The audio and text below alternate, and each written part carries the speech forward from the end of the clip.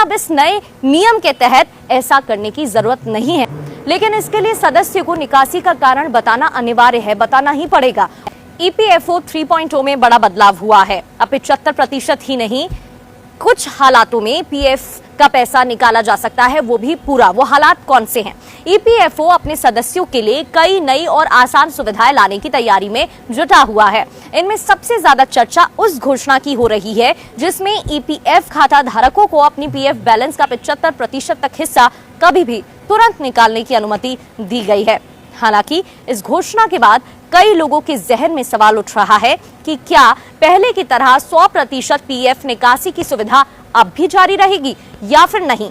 जी हां, ईपीएफओ ने 15 अक्टूबर 2025 को जारी एक बयान में साफ स्पष्ट किया है कि पात्र राशि का 75% बिना किसी दस्तावेज के कभी भी निकाला जा सकता है, जबकि विशेष परिस्थितियों में, स्पेशल हालातों में पूरा 100% रकम निकाला जा सकता है, राशि निकाली जा सकती है। फिलहाल कुछ खास परिस्थितियों में ईपीएफ सदस्य अपने खाते को देख सकते हैं, उनकी पूरी रकम निकाल सकते हैं। इनमें प्राकृतिक आपदा, महामारी, कंपनी में तालाबंदी, बेरोजगारी जैसी स्थितियां शामिल की गई हैं।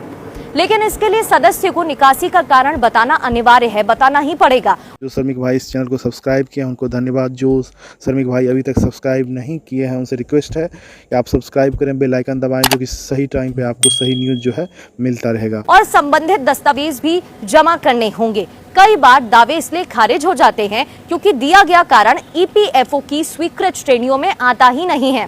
किन परिस्थितियों में 100% पीएफ निकासी संभव है? पहला, कंपनी 15 दिनों से ज्यादा समय तक बंद हो और कर्मचारी को वेतन न मिल रहा हो। शर्त यह है कि कर्मचारी बेरोजगार हो और कोई मुआवजा न मिल रहा हो। दस्तावेज नियोक्ता द्वारा जारी प्रमाण पत्र फॉर्म ए और बी दोनों दिखाना होगा। नौकरी से निकाले जाने या छटनी के मामले में कोर्ट में मामला अगर लंबित हो तो भी दस्तावेज दिखाने होंगे। कोर्ट में दायर याचिका की प्रति और सदस्य का प्रमाण पत्र दिखाना अनिवार्य है। कंपनी 6 महीने से ज्यादा समय से बंद हो और कर्मचारी बेरोजगार हो, पैसे ना मिल रहे हो, इसमें भी नियोक्ता का प्रमाण पत्र फॉर्म ए या बी दिखा सकते हैं। स्वयं या परिवार के सदस्य के लिए इलाज के लिए पैसे चाहिए हो, दस्तावेज यहाँ पर भी दिखाना जरूरी है। डॉक्टर द्वारा हस्ताक्षर किए गए प्रमाण पत्र दिखाने अनिवार्य हैं।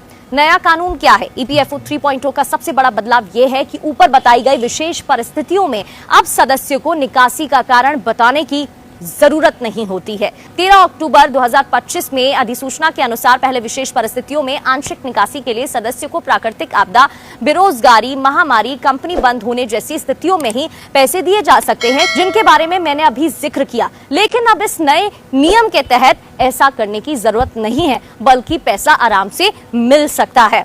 इस नए बदलाव को लेकर आपका क्या कहना है? कमेंट में जरूर बताइएगा।